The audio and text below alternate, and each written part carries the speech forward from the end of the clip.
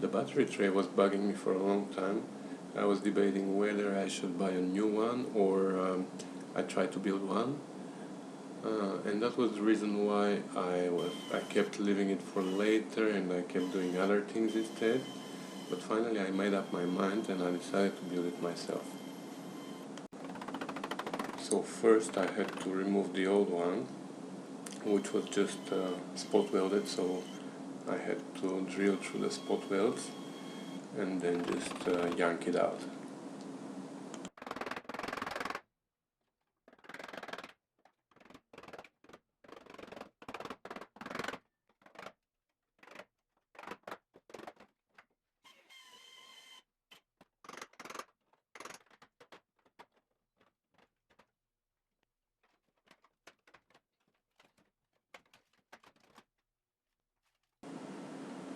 This is how it was repaired before, just a piece of sheet metal dropped on top of some expandable foam, which of course didn't work at all.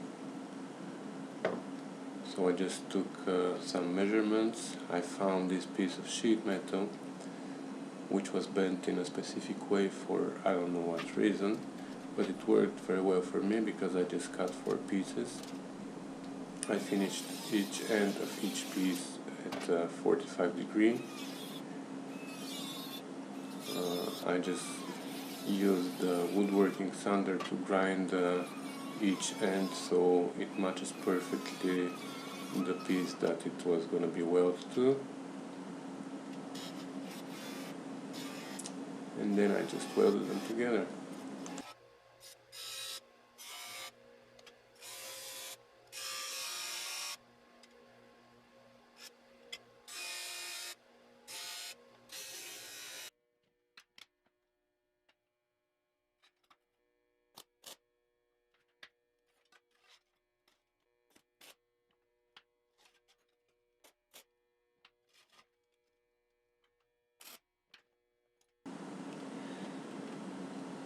I test fitted it to make sure it fits well, which it did, and then I finished welding it.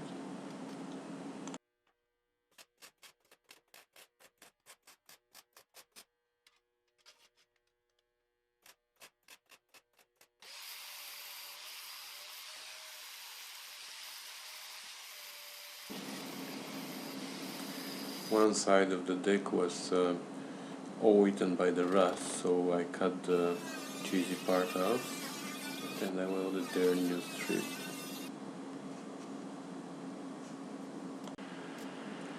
Unfortunately, I didn't notice that my camera ran out of battery, so I don't have a video of the whole process, but I also welded the bottom to the box, and exactly as on the original, I put a small tube there for the drain holes. In my previous video I explained why this whole area is rotten. This is the intake for the air that goes inside for the heater. Of course, from these holes not only air goes in but also water. The water, what the engineers' ideas were, probably for the water to go all the way in and to go down, and from this opening here, which has this small flap on it.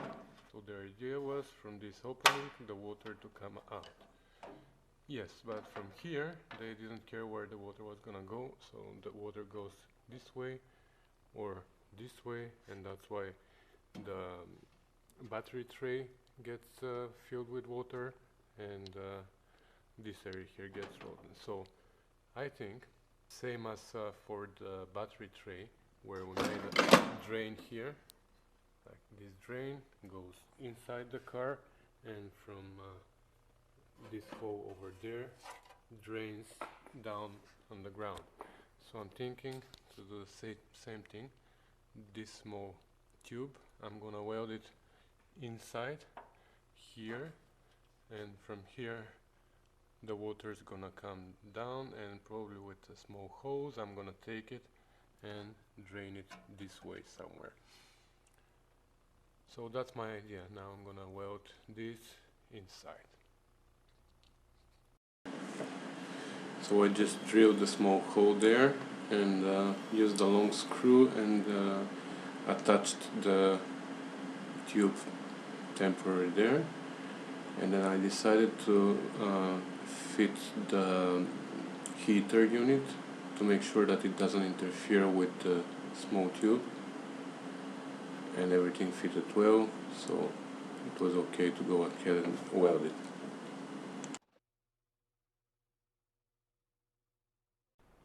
Okay, so I put some light inside, sorry about that. So my idea is to cover this whole half of it with sheet metal, so if my drain for some reason gets clogged, the water still has access to here to start coming out. And if it starts coming out from here, hopefully I'm gonna notice, and then I'm gonna take care, and I'm gonna, from the open half of the this hole, I'm gonna be able to access here still and clean the hole. So let me show you inside. Just give me a minute here. What I did right now is I just screwed the tube to the sheet metal. Hopefully I'm gonna be able to weld it now right there. Then for safety I'm gonna seam seal with the weld too, and that's it. Hopefully it's gonna work. That was a very awkward position for welding. It was real challenge for my beginner welding skills, but I tried from here and there and different positions, and finally I think everything went well.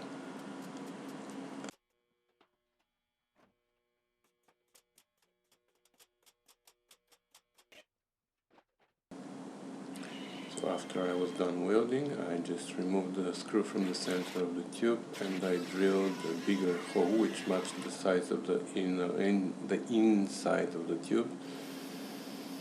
Then I welded this small piece of steel there to cover the bottom part of the hole, and then I came back to welding the battery tray.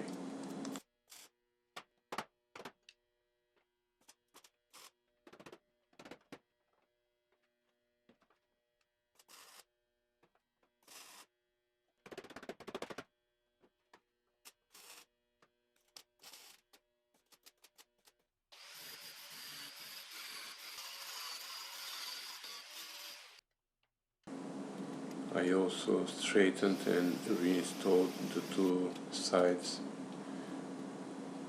of the box.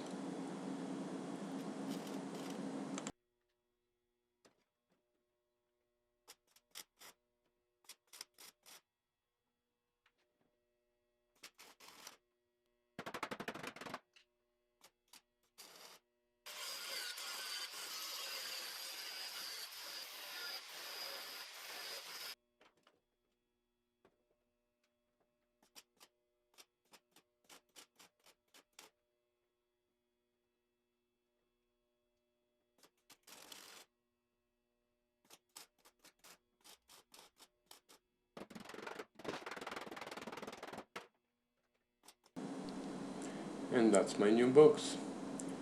I'm sure that if I bought the original box, a new one, it wouldn't be much better than mine.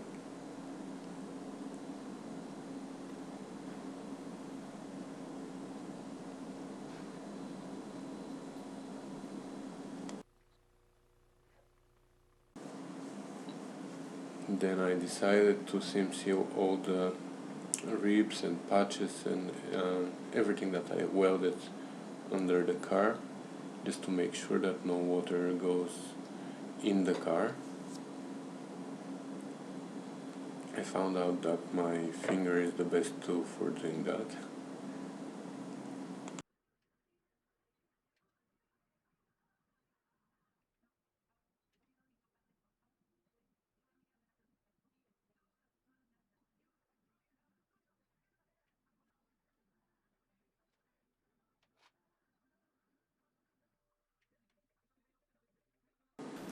And then it was time to spray some rubber guard on the firewall and on the floor.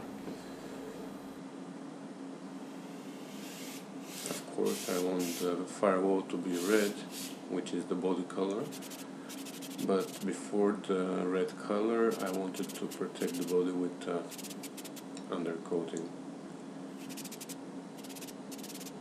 I also dealt with the two patches at the bottom of the firewall. If you remember, there were very ugly patches there, so I just ground down the welds and used Bondo to make a nice and even surface there.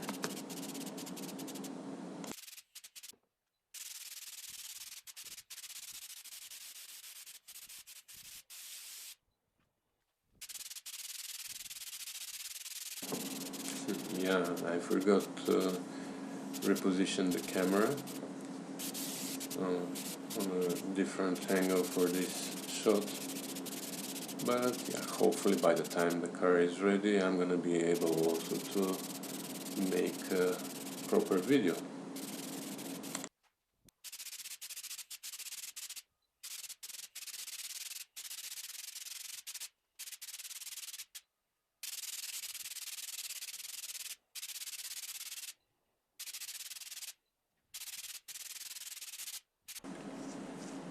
And finally I got the first order of parts delivered. This first order is mostly parts for the suspension, bushings, stuff like that, parts for the engine, seals, gaskets. Yeah, this is the boot for the handbrake.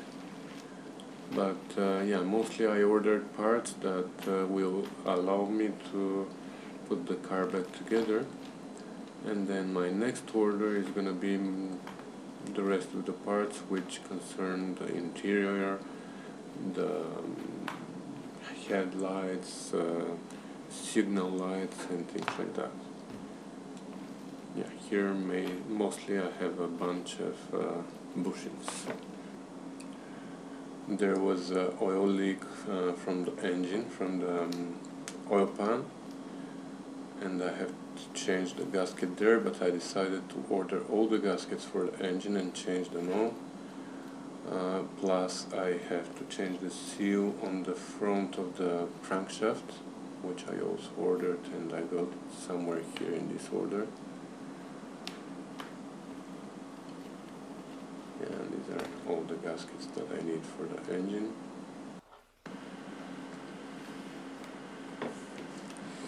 This is an air cleaner. I ordered two for the two carbs. It's stainless steel, so I can only imagine how nice is the engine gonna look.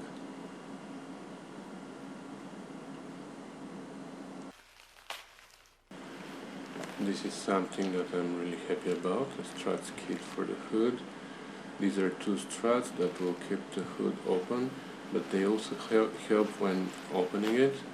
They spread the weight evenly to both sides. These are new front shocks. I wasn't really sure about them, so I decided to buy new ones.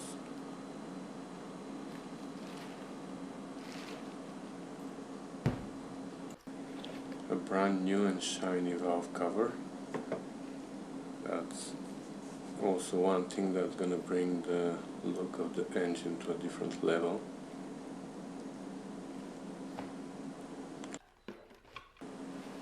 And last but not least, an alternator. I decided to switch the generator that I have on my engine with alternator, because you know, alternator can give you enough juice even on a low RPMs, where the generators are not able to do that. And I had issues with generators in the past, and that's why I want to be safe than sorry. So thanks for watching, and I'll see you in my next video.